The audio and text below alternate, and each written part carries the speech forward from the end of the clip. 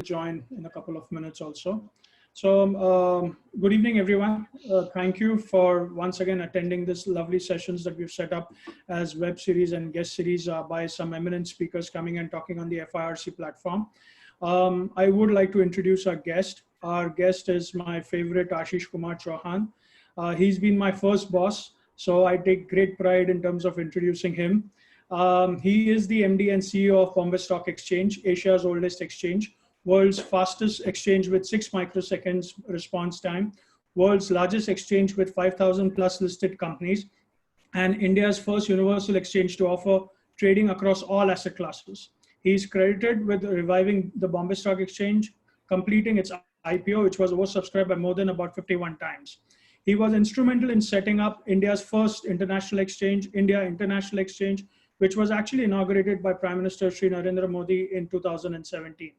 Prior to joining BSC, he worked at the Reliance Industries, India's largest conglomerate, as president and group CIO, head of corporate communications, and CEO of cricket team, which is Mumbai Indians, in its formative years.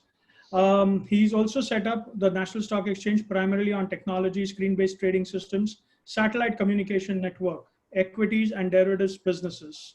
He is considered the father of modern financial derivatives in India due to his work at NSE. He has received several Indian and international awards, including Distinguished Alumnus Awards from his alma mater, IIT Mumbai and IIM Kolkata, which is a very, very rare achievement. He was awarded the Digital Icon of Year by Indian Express Group, ranked amongst the top CEOs of financial markets by Asian Banker, amongst top 50 CIOs in the world by Information Week US. He is a member of several committees of government, regulators, and international associations. He is also a distinguished visiting faculty at Ryerson University in Toronto and honorary professor at Nottingham University Business School. He's co-authored a book on the history of the BSc titled Temple of Wealth Creation. I can go on, but I would really like to now have Ashish spend a few minutes with us talking about the journey that he's done in the financial markets and the new technologies that he continues to bring to our exchanges here. So over to you, Ashish. Thank you, Shekhar. Good to be with you after a long time. You can hear me, right? Yeah, absolutely. Okay. So basically, when we talk technology, usually what comes to our mind is technology which is related to information technology. That is all the computers and the screens and touch screens and all, right?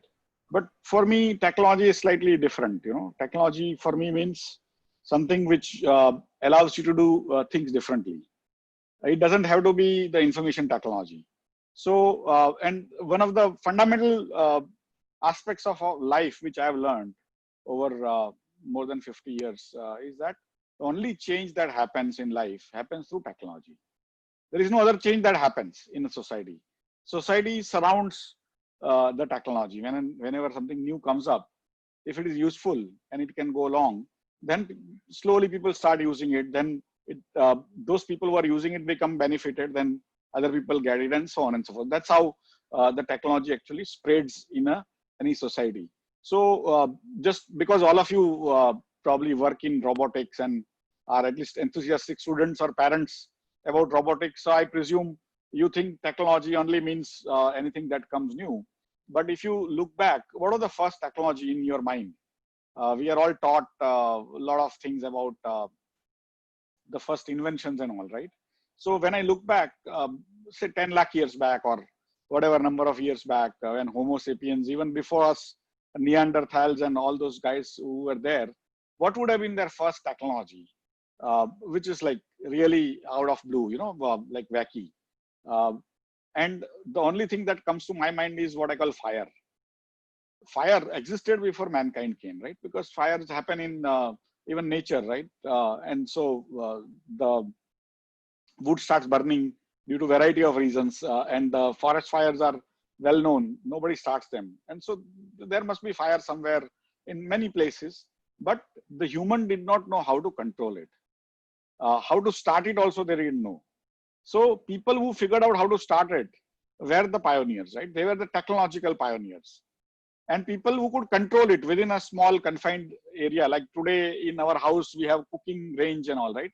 That's a basically evolution of that technology. But what did it benefit?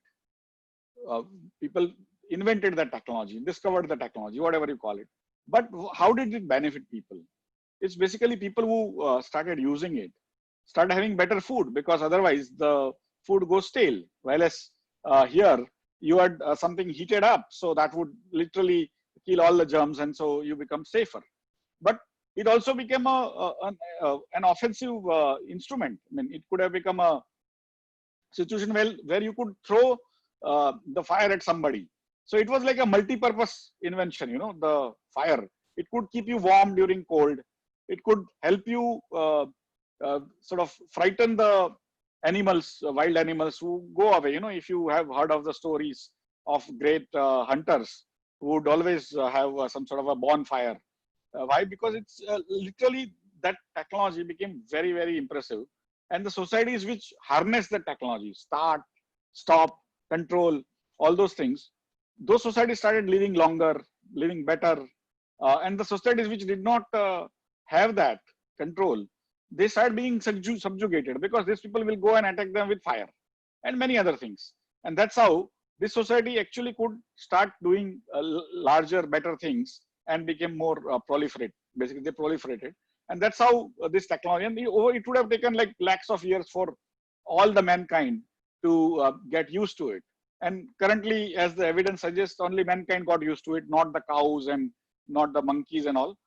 And then, of course, they developed all the tools and spears and even metallurgy. You know, metallurgy.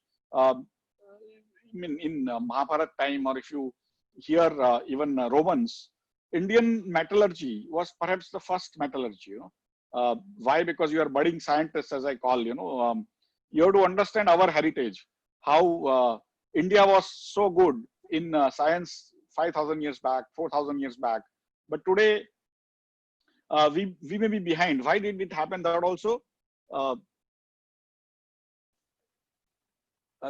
will try to cover this. But basically, this metallurgy was an interesting part in India. Pretty much all the especially the metal work started because we were far ahead of the rest of the game, rest of the continents, and so we started developing the swords and all. If you heard of those great swords which come in all those legends, many of those swords were actually made in India in some ways, or the metal transferred from India to Rome and so on and so forth. So that even gold, we had a Golconda and many mines, sort of mines in gold. And India was pretty much a pioneer of the metallurgy also. But more interesting in current times, one of the technologies we pioneered, we don't get much credit for, we never got that, is basically what I call the invention of decimal system. Romans used to count, right? But if you read, I mean, have you actually ever counted in Roman? I mean, have you learned how to write Roman numerals? It's like 1, then 2. Is it easy to multiply? No. Easy to divide? No, right? There is nothing much you can do with that except just cutting it, you know. While it's Indians around 2,000 years, at least 2,000 years, but probably even 4,000-5,000 years back, developed a decimal system. 1 to 9 is easy to count because they are existing. You can count 1%, 2%, 3%, 9, 99, and so on. But can you count 0? That leap of faith, that leap of ideas, leap of sort of technology. It is not a technology in the sense of physical technology, right? It's not a tractor. It is not a building, but it's a conceptual technology that came in. You can't see it, right? Decimal system, you can't see it unless you, of course, write yourself. But it exists, right? And actually it doesn't, because 0 doesn't exist in a way. What is not there is called 0, right? Shunya. And so India has many bhashyas, many slokas on 0, even 1,500 years back, and so on and so forth. And it's not that Aryabhatta probably invented 0. Before him also there were people who, and Aryabhatta only kind of inherited that, and he wrote about it, and so on and so forth. Why I'm telling you this is, we are basically the people with great heritage of science, technology. It's just that last 1,000 years, we stopped using our own technology. In fact, last 2,000-3,000 years, we stopped using our technology. Only few people used to know the knowledge, were allowed to even have the knowledge. Most of the people who were sort of working They're not even allowed to hear the knowledge. Otherwise, their ears will be cut off. That was the kind of oppressive society we had.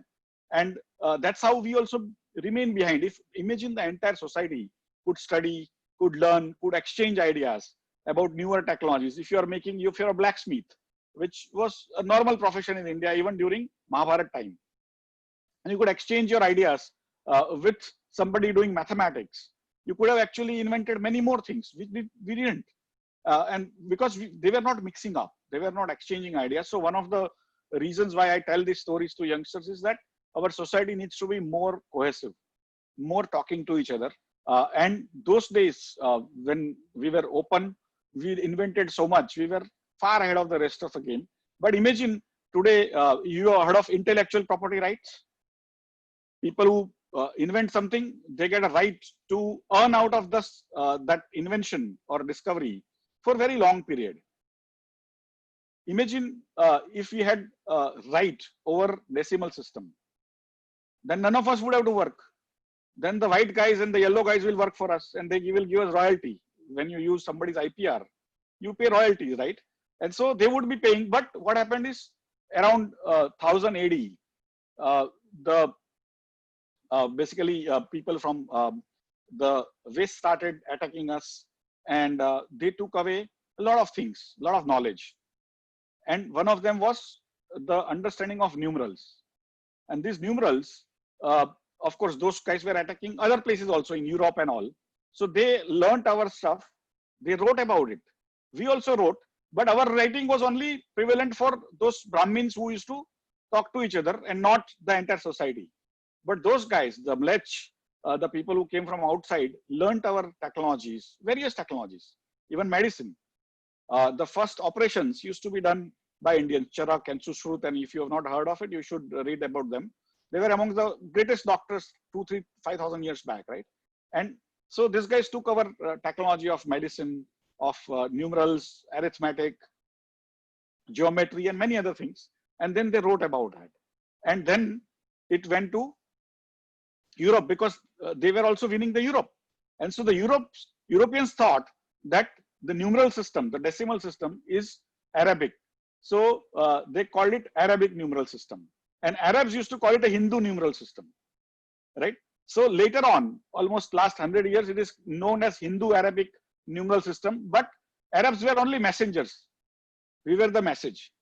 But we have been defeated for last 1,000 years. Why? It's because we did not invent new technologies. We did not talk about it to our people. Only few sliver of people were actually trying to keep all the knowledge with them. And that's where we got defeated all the time. Whenever somebody attacked, pretty much every time we got defeated. And we were more involved in or interested in just keeping our hierarchy, not inventing new technologies, keeping everyone's life sort of up. Instead, we were just trying to keep everyone in a hierarchy, and order was more important than inventions, right? But the people who, Europeans, who actually got it from Arabs, who were not even the original sort of inventors, they learned about that, and they were also defeated people like us. Europe was not a conquering sort of force. They were a defeated force. Constantinople, if you have heard of in your history, was won over and stuff like that by the Arabs and things like that. So they were a defeated force, but they learned science. They removed the religion from their life. They put it in a different corner. Earlier, religion was the large part of life. They put it in the corner, and they separated the church from the state and allowed newer and newer technologies to come, newer and newer people to learn newer level of science, maths, and all. And that's how one of them, I mean, again, they developed newer technologies. One of them was a technology of accounting. You heard of accounts? How to keep track of how much money you are spending, right? You get a pocket money, you get allowance. You have to keep track, right? Otherwise, next morning or whatever, next month, your mother will ask, where did you get this money? How did you spend, right? And so you have to keep track of your accounts. Normally, you just write that down, right? If you make a mistake, you will not figure out. But Europeans developed a framework which had counter entry. So if you have one entry here, you would have one entry another place. Have you heard of maker-checker concept? Somebody makes it, other guy checks it, so that you don't make mistakes, right? So they created that double entry bookkeeping system, and again that got developed. But an Italian priest around 12th century or 11th century wrote a book on the accounting system. His name, I will remember at some point. I think his name was Luca Pacioli. So he was actually a priest. And many times you may feel that why does a priest need to do accounting, right? If a businessman does accounting, it's fine.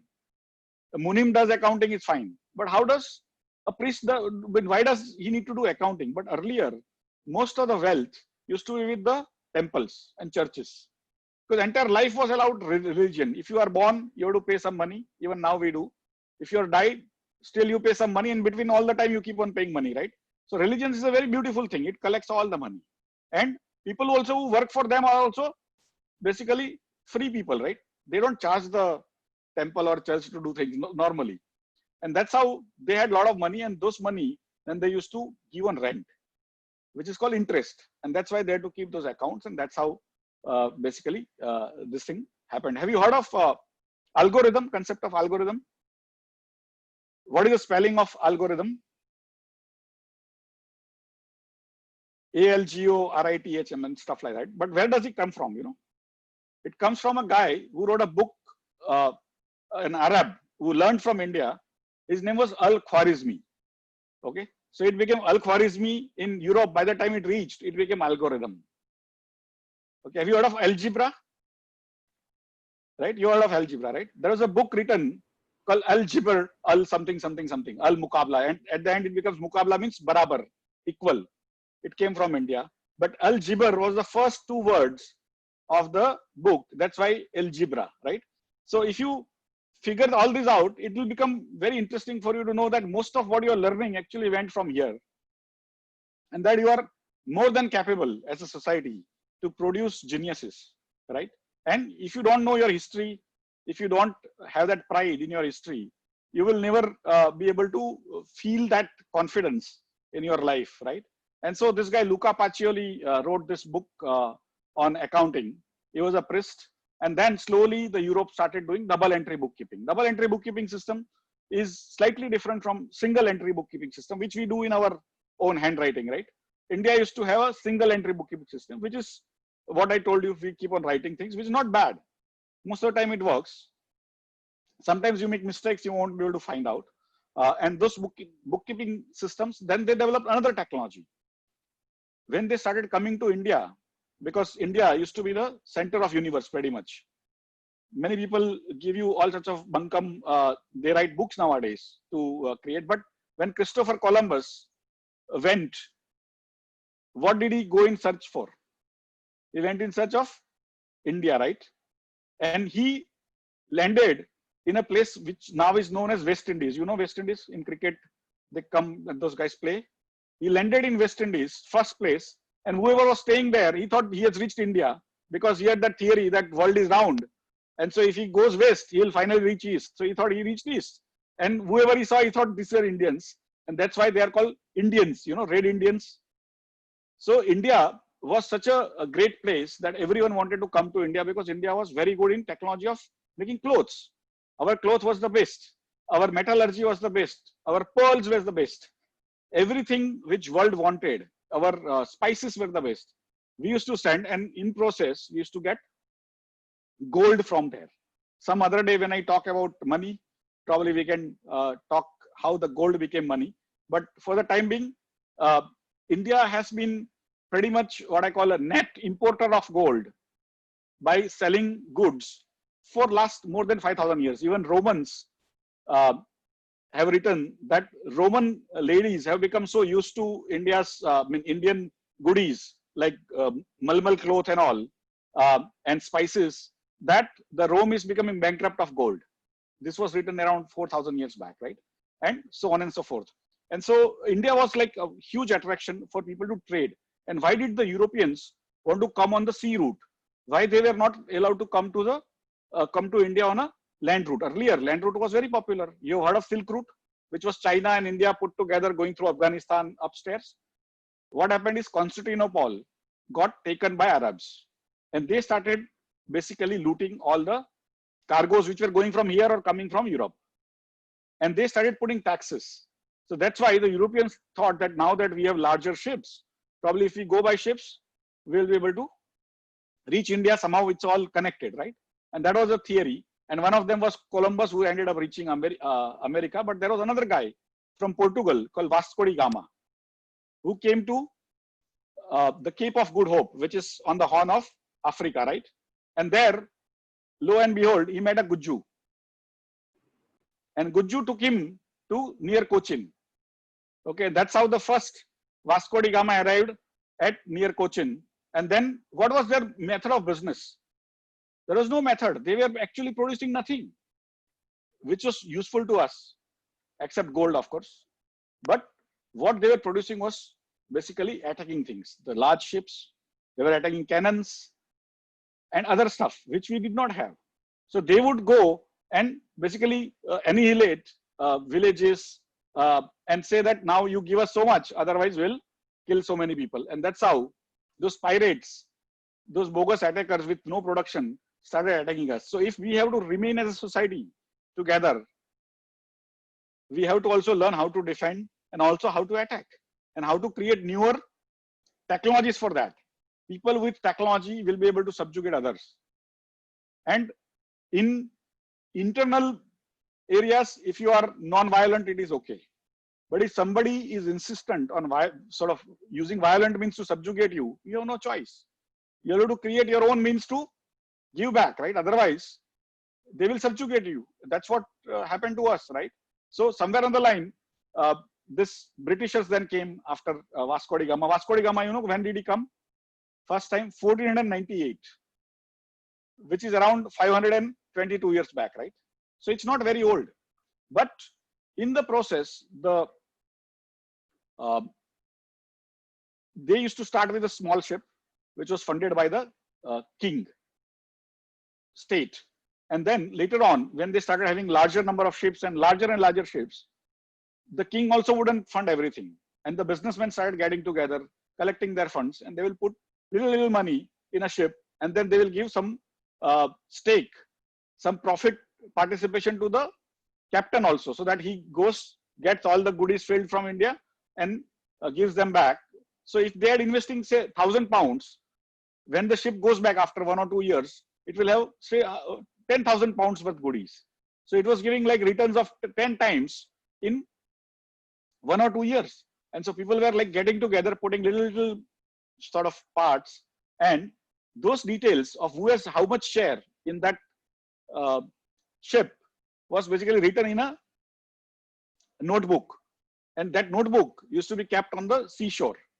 So your part, suppose you put in 10% in that ship, and after 5 months, by the time ship has not come back, you want to actually have some money because now you are in need for money. You go to your brother, he may not give you, but you go to somebody else and he may say that, okay, give me this share in that profit of the ship, then I will give you so much money. You give little part of that, and so his name will be added, your name, some portion will be cut off, and that's how the new register kept on happening.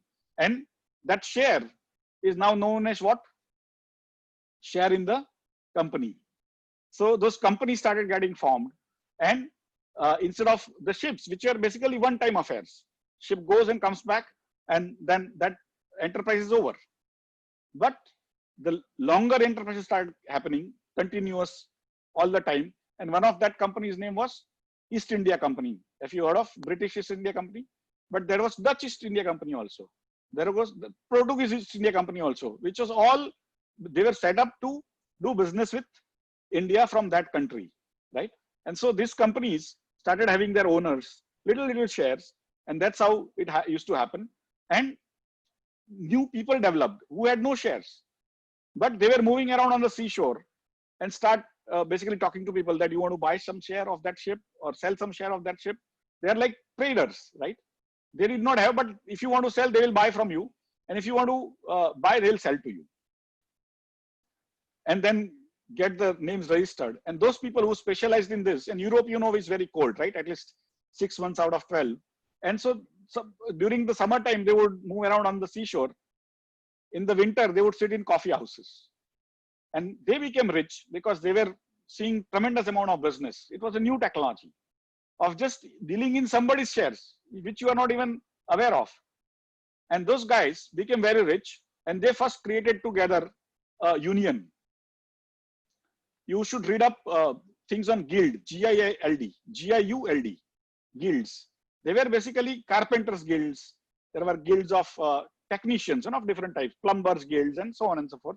So this became a guild, union of people who were trading in shares. They got their good house, good large place, heated up, because in cold place you require to heat it up, right? And then they went to the king saying, now you give us a monopoly. And king said, I don't give monopoly without the gift.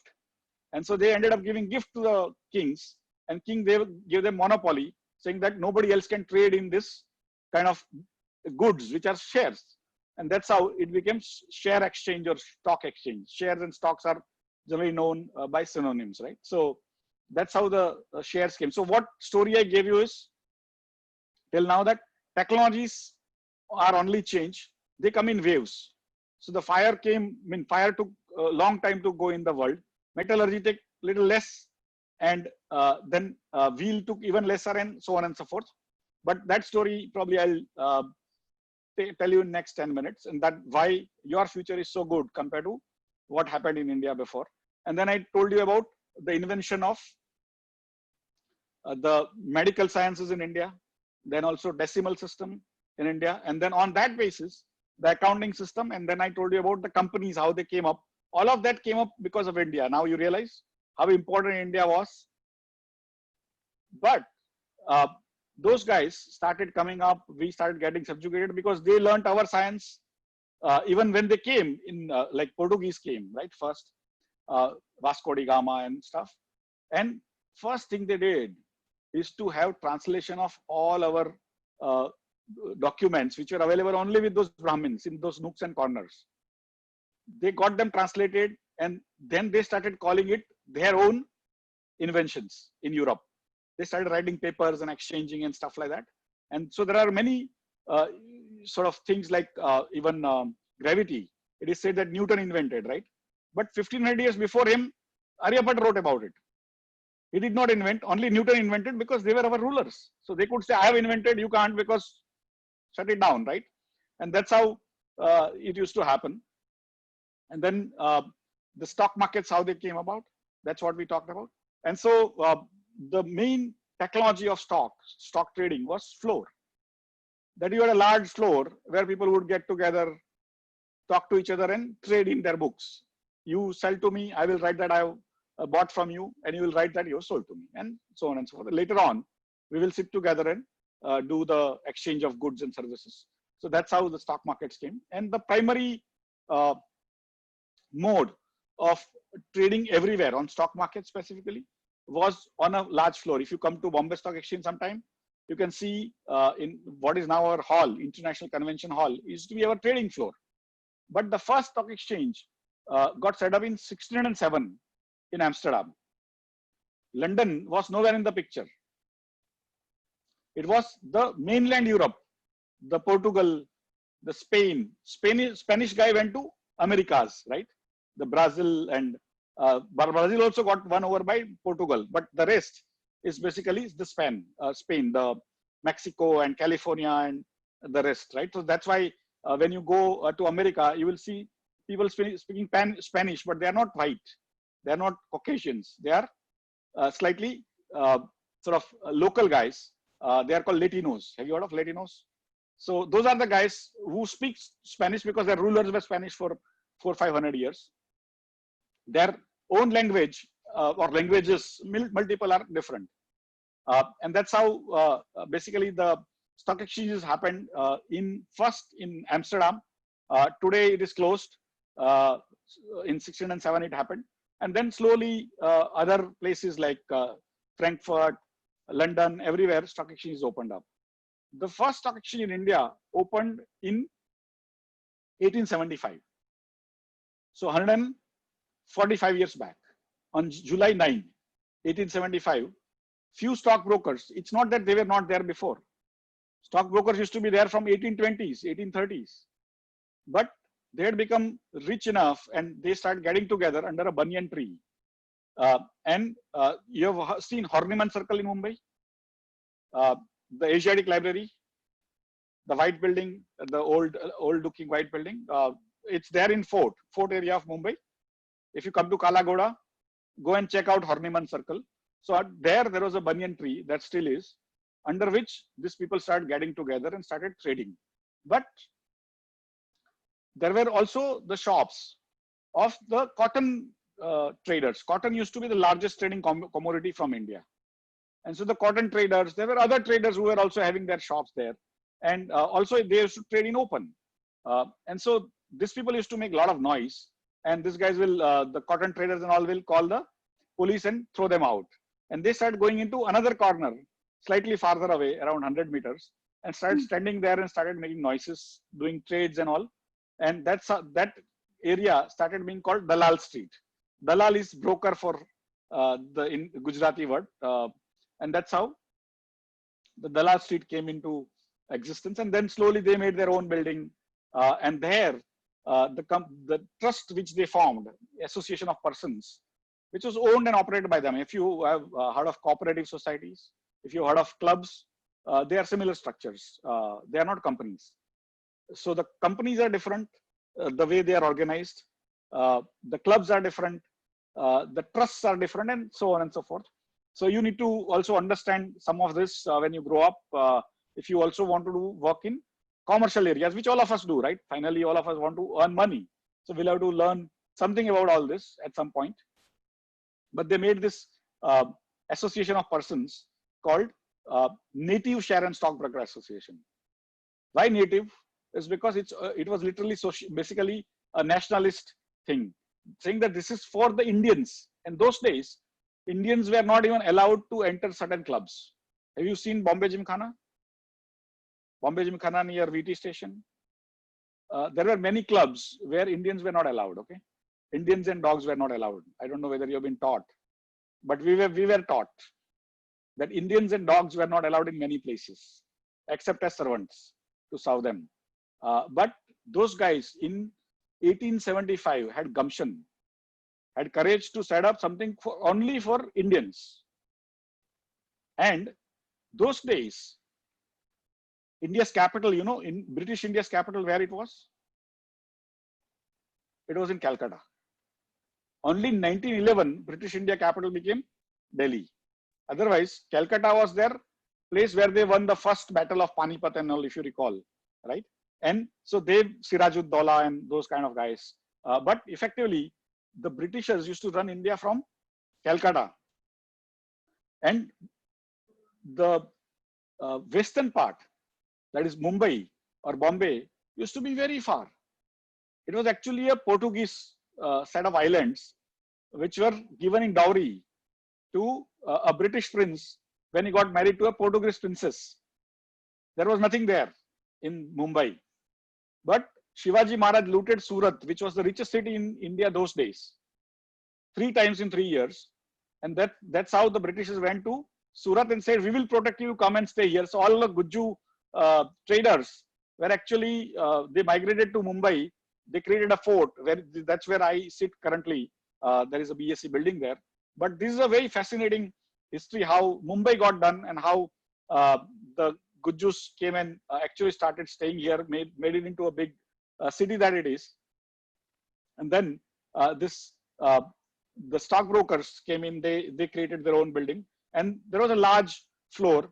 They broke that building around 1960 and created a new building, which is what you see as the building now. And it had a, again, larger floor.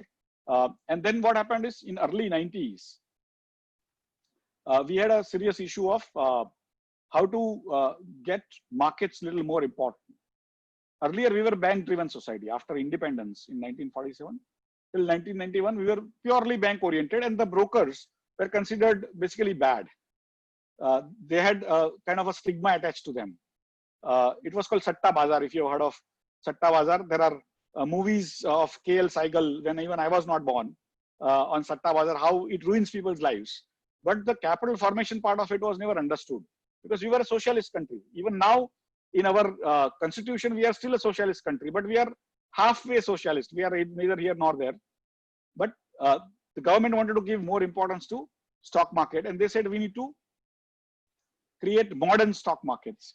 And then there was a scandal called Harshad Mehta scandal. So if some of you want to read up Harshad Mehta scandal, but then a committee was set up called Fairwani Committee of government, and then the committee said that India needs to create a new modern exchange, and that's how we created a screen-based modern exchange called National Stock Exchange.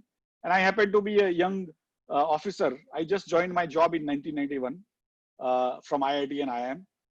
And then I was selected to be one of the 5 people team in that setting up of NSE. And I was the only engineer. And I was the youngest person. My junior most colleague was 6 years elder to me. So I was like 23.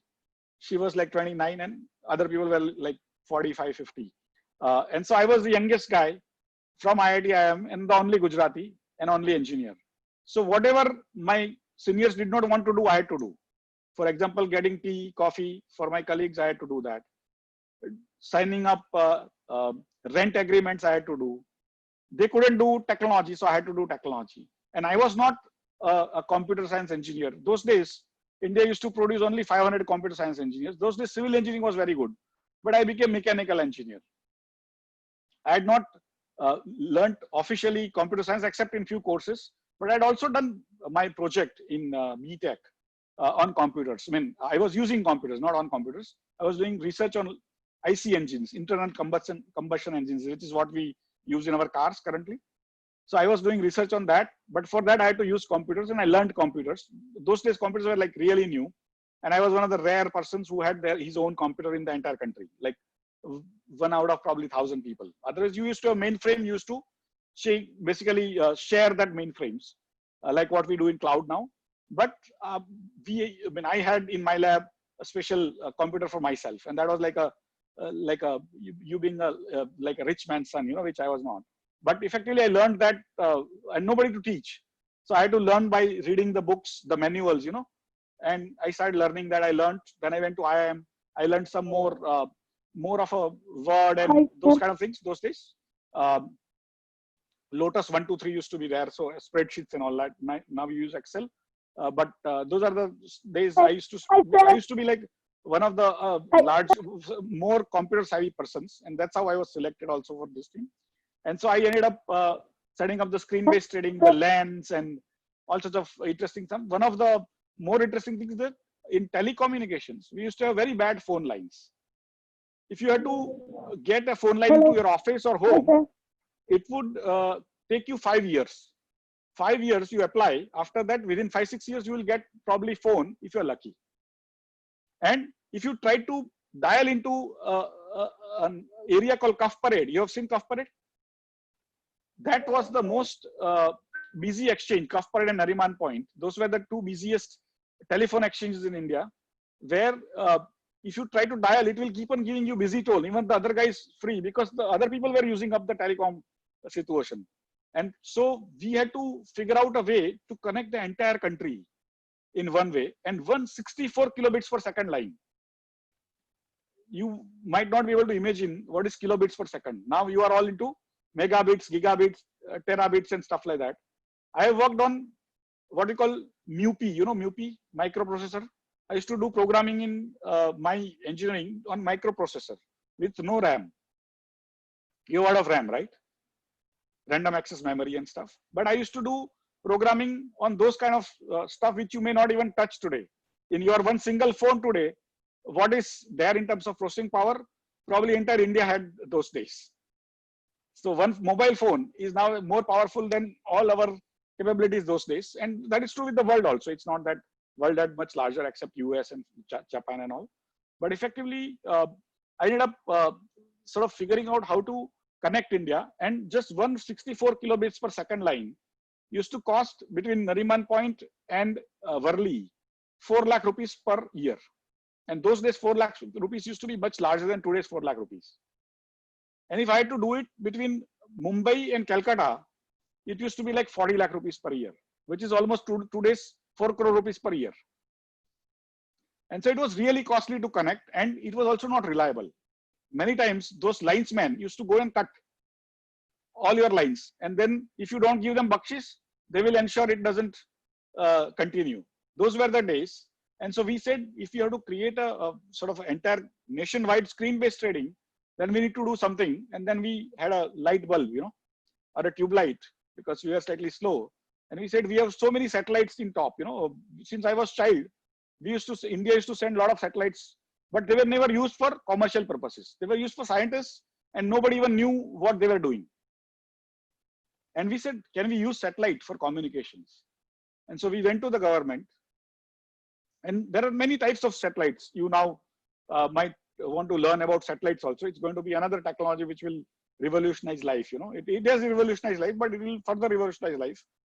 There is geostationary satellite, low Earth orbit, medium Earth orbit, and stuff like that. So MEO, LEO, GEO. And so we had geostationary or sort of Aryabhat 1, 2, INSAT 1, 2, and stuff like that. And so we started using some of them. And I was in charge of that project.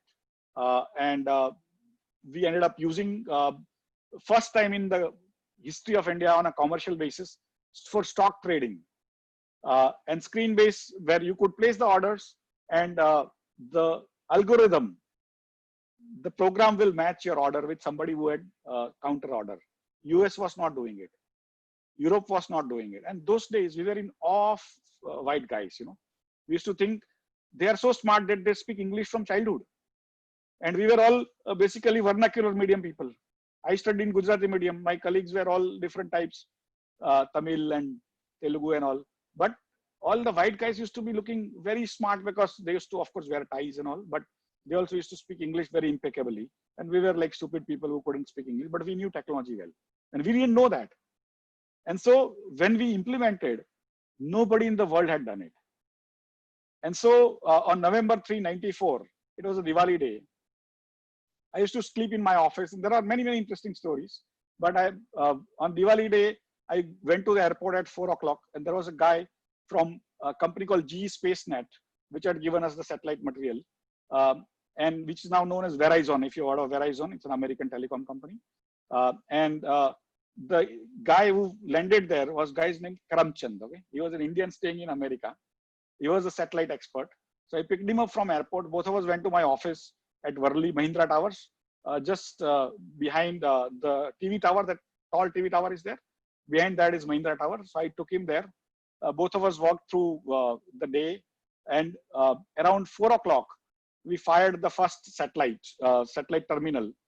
We had very large antenna, and then each broker had small little antennas around 5 feet in diameter, and we could connect to that person, sort of that satellite antenna. And it used to give us the response time of 2 seconds. Why? Is because satellite on geostationary orbit is 36,000 kilometers. So you send a signal from the small antenna to the satellite, and then it comes down. It has traveled 72,000 kilometers, right? And then you give it an answer. You process and give it an answer. Again, it will go the same. It will become how much total travel distance? 144,000 kilometers, right? And so half the second, what is the speed of light? All these are basically the light spectrum, right? So what is the speed of light? 300,000 kilometers per second, right? So half the second goes in just the travel. Those days, half the second was very fast.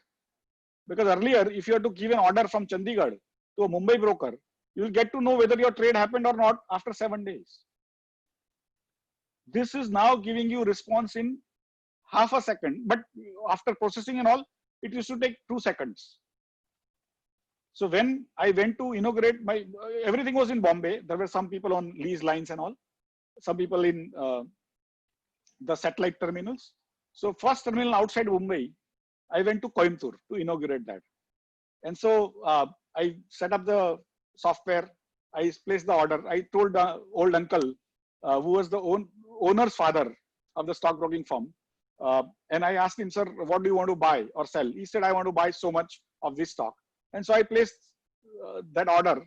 And within literally a second, it came back. And I told him, sir, your transaction done. He could not believe.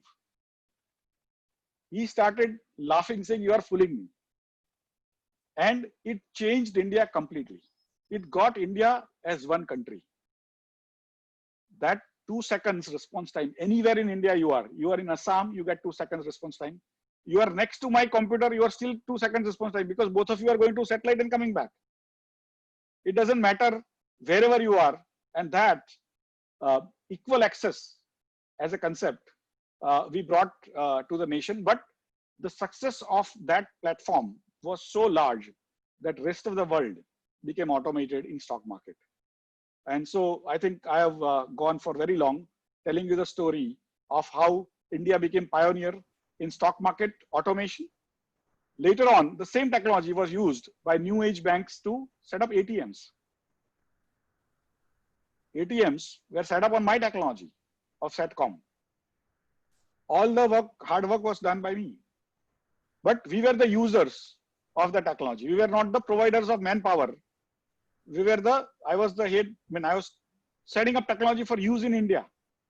Other people sitting in Bangalore, in Mumbai, in Hyderabad, were sending engineers to America to make basically software for those guys or change their softwares. Those people became billionaires. Infosys, Wipro, you heard of Nandan Nilekani. They became billionaires because they were in right place, right time. And they were just sending people. They were not doing software themselves broadly after first few years. I have been doing all my life technology, but I am no longer a billionaire. I was never a billionaire, frankly. So why is because I was not in, I was in the right industry, but doing wrong business. I was just an employee, right? For all my life. It's not that I don't have money. I have reasonable money, but it's not nowhere close, not even a fraction of a billion. But I'm happy that I have been able to contribute to the society in ensuring that India comes to the forefront of technology, in that all of you, the next generation, is now ready to take the mantle and run with it. We were what I call very self-doubting, very lack of confidence people. Our generation was a generation on cusp. Your generation is generation of people with confidence. Your parents are now hugely confident about your ability to take up on the world. And it is true. India has tremendous abilities. Indians have tremendous intelligence. Now, how do you guys use that to make money for yourself, but also create wealth for the nation, right? So thank you. I hope this was interesting. Ashish, one of the best sessions. It's been like a roller coaster on history, mathematics, science, technology, and your own contributions to the way that you've actually made India so proud.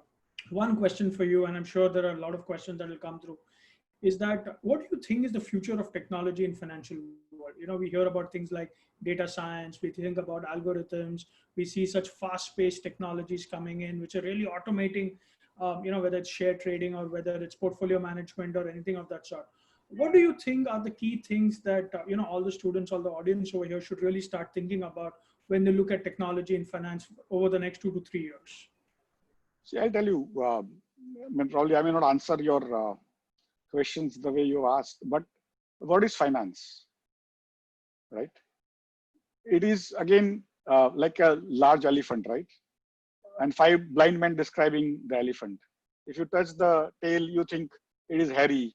If you touch the trunk, you think it gives a lot of noise and things like that. Right? So you have heard of the story of 5 blind men and an elephant, right? And so finance is very amorphous. On one side, it is banking, also finance. Other side, stock market is finance. Trading is finance. Settlements is finance. Everything, in a way, every one of us requires money, right? Money is finance. So all of us are connected to money. Without money, modern life is not possible. And so finance is part and parcel of our lives. And so if you want to just work on payment processing, just when you sell something to me and I have to give you money and you have to receive it, there should not be any mistake, right? I send 5 rupees and you get only 3 rupees. That's a problem. Or 5 rupees somebody else hijacks. There's a problem. My 5 rupees somebody takes away is a problem. Once it comes to you, it gets taken away. That is a problem. If it comes to you and stands there, after 2 days somebody takes away, it's a problem. Or it gets basically erased, then there is a problem.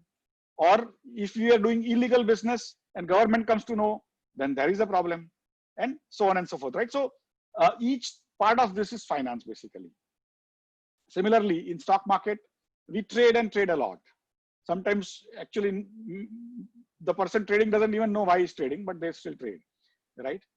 And so all this is done now through algorithms. Today, more than 90% of all orders coming through Indian stock markets are created by algorithms, not by humans. Algorithms have been written, and those algorithms are actually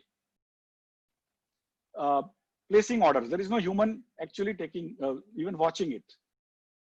More than 90% of all orders are coming from there. More than 60% of all trades are actually by algorithms. So it's becoming like a robo army versus robo army, right? There is no human involved.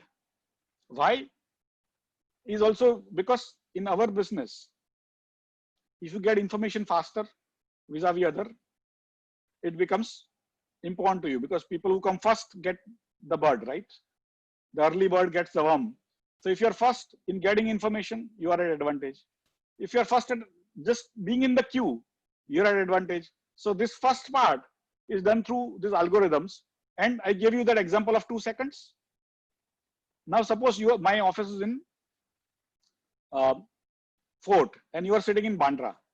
How many kilometers it is?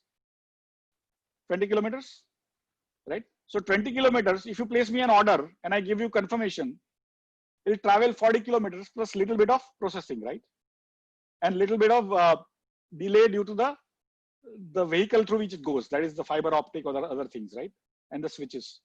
So if suppose it takes, say, 1 microsecond or say 1 millisecond. What is a millisecond? Is 10 raised to minus 3 seconds, okay? So 1,000th of a second, you won't even realize manually, you can't even figure out. But if your friend is sitting in Ford itself, how much his time will be? His time will be probably 1/10 of yours. So you are on 1,000 microseconds or 1 millisecond, and he's on 100 microsecond. So just the travel cost is giving him that much more advantage, right? The travel time. Imagine if you're sitting next to my computer, your computer is sitting next to it. What will happen? That guy will get the maximum benefit. So now we have largest amount of orders coming from the computer sitting next to my computer. And there also there is a fight that who is having 1 inch longer or shorter cable. You may be sitting next to my computer, your computer is sitting next to my computer, but if your cable are extended by 1 inch, that is also a disadvantage. So they fight on that. So we have to keep everyone's cable the same length, so that nobody gets an advantage. So those are the kind of nuances which you will keep on getting, but the speed has its own advantages. Then there are other ways. Information comes, right? Prime Minister Narendra Modi speaks something. Some war happens somewhere. Some blast happens in Beirut. Or President US, Mr. Trump says something. Nowadays, algorithms are there who are watching TV, reading up all that. I mean, they are converting the text into speech. Then they are analyzing the speech. What is the tone of that speech? He might be lying also. So they figure out the tone also. They figure out the fact also. They analyze with last 100 years data and then place the order. So all sorts of algorithms, the life, artificial intelligence, you are saying, big data, you are saying, cloud, you are saying, all this is used in a way which you cannot imagine. And this is, I'm just telling you the trading technology. Of course, there are people on mobile. You can trade on mobile wherever you are. You don't have to be next to my office. So there are people who are able to take benefits out of being closer. But there are people who are able to take benefits by just their movement, by being on mobile or at their home, by being on internet. So there are numerous ways you can place your orders. And of course, they get matched, you get confirmations, then you get SMSs, all sorts of things. Then we do settlements. Your money comes to us. We control that money. We ensure your money doesn't get hijacked. We give it to the seller. We get the stock and put it in your name in the depository. So all these things is very fascinating. So whenever you get time, you should go and check out with a broker. But just the pure stock trading itself is so fascinating, and so many newer facets are coming pretty every day. The algorithms that are changing, the AI part that is changing the world. And then there are games. They figure out that Shekhar is placing this order every few milliseconds. And then they understand your algorithm and then place algorithm in such a way that you lose money. So 3 years back, Goldman Sachs actually had a court case against some of the dealers who took basically analyzed the Goldman Sachs orders which were going into various exchanges and created counter algorithm and actually made money out of that from Goldman Sachs and things like that. Of course, there are many complex instruments like Shekhar mentioned about derivatives. They are derived contracts, and they require a tremendous amount of understanding of mathematics, statistics and all. And those are different algorithms, but they also can calculate very fast. There are predictions that happen. And so the entire human endeavor is about prediction. Next moment, what will be the price of a share or price, or whether the next 3 seconds there will be an earthquake in Andaman or not, and stuff like that, right? Because ultimately human endeavor is to predict future. And the best way to take advantage of future is where? Is in the stock market, right? So that's where many people use the latest and the best technology. Even people who have not imagined what gets done happens in the stock exchanges, because that's where you make money, right? And huge money in very short time. There is no other business in the world where you can make unbelievable sums. And of course, you can lose unbelievable sums if you are not careful. And so be careful, but technology is what we live for every day. We get attacked every day by millions of people, millions of robots across the world trying to hack into our systems. And so there are jobs to just do information security in stock exchanges, in brokerage houses, in every places. So information security is another big business. Compliance, the regulations which come about of their governments and all, those are very big businesses, because if you don't know how to comply, you will go to jail, right? So these are all interesting facets of our business. But when you grow up, finally you have to understand that all these things you need to understand, but also you need to understand technology. So there's a very interesting question, Ashish, from Anya Gupta. She says, firstly, thank you so much for the talk, sir. It was really insightful. I had one question. Given your tremendous experience with technology, what is your opinion on some of the negative impacts of technology, such as fraud, data privacy issues, and how can we solve such problems? See, all the time, as I told you, the technology is the only change. Any new technology comes, it comes with its own new problems. It solves many past problems, but it creates newer problems. And so if fraud is not new, fraud happened even in Mahabharata times. If you recall, Vidur created fraud, right? So frauds are not new. Frauds are there since mankind has existed. And it just, there are people who are generally saintly also sometimes commit fraud. Not that their entire life is fraudulent, but 1 second in a weak moment, it happens, right? And so frauds are of many types. Many people do it. And when it's so earlier, when it was physical, you could basically defraud only when you were together in front of each other. Now you can defraud people when you are sitting in Russia, and you can take over some of the terminals or some Paytm accounts of person sitting in India and siphon off the money, right? And if you have seen those television or Netflix serials and all, or Prime serials and all, about how those people call up and hijack your Paytm accounts and all. So these are all because it's so, it also allows you to scale up. It's one is, it becomes impersonal. Second, it allows you to scale up. So all the human knowledge, wisdom, understanding which we have gathered over lakhs of years of who to trust, who not to trust, suddenly has gone for a toss. People who we used to trust were known to us, known to our parents, known to our friends, relatives. Today, you are talking to a website. It might be fraudulent. In fact, a website which is correct also may be fraudulent at that moment. Like last week or last to last week, some of the best names like Bill Gates and Obama and all, their Twitter accounts got hacked, right? You recall that? And then they were told, they told people that if you send me so much Bitcoin and then I will send you so much and things like that. It was hijacked by a 18-year-old from Florida with some people similar age in UK and all. So because one is people do it for prank purposes. Some people do it for benefiting themselves monetarily or otherwise. Or it can also create huge absurd, I mean, in a totally absurd situation.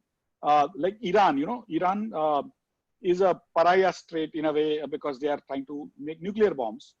And America had created a virus, computer virus called Stuxnet, which actually went in without even connection into those computers and started sort of infecting those computers, and it went down. The computers went down. And so you can do things which you wanted to do physically, and you had some methodology as a society. You had laws for that. Today, things are happening which are completely unknown. Later on, society will figure out how to handle it and so on and so forth. But if the technology which is coming in is giving more benefits than the problems it creates, then that technology will survive, and slowly the problems will keep on getting stitched, right? By law, by other means, and so on and so forth. So never get worried about the technology. When I was young, I was part of a religious sect. We were not allowed to even drink tea because it used to be it used to be thought that drinking tea is like a, you get a little high, right? In a first time you drink, you get, and if you don't drink continuously, you get a little headache. So that was supposed to be intoxicant, and we were not allowed to even watch movies. And now when I go to a temple, I am given tea, right? So slowly people realize that it's not so bad, right? Tea is okay. Similarly, the technology has come over last 40, 50 years, especially information technology, that broadly the benefits it has are much larger than the problems it creates. And slowly the society will keep on switching it to ensure that those problems keep on getting reduced and the newer problems come up, right? And that's how it will continue going forward. Fine, sir. Thank you. Thanks a lot for this wonderful session, Ashish. I think we are more than up for time now. We were so engrossed in your conversation, but I really appreciate all the time that you've spent with us. I think we've taken a lot more today in terms of really understanding how history actually has kind of impacted us and how we need to continue to feel confident about the work that's been done by our ancestors and continue to contribute to that. So thank you, Ashish. Thank you for your time. Thank you. I really, really appreciate this. Thank you all for all your time that you spent. I hope these sessions really are helping you to kind of really kind of, put your thoughts together and continue to kind of build your careers as you go forward. Thank you all. Thank you for attending this. Thank you. Bye-bye. Thank you, Ashish. Bye. Bye. Bye.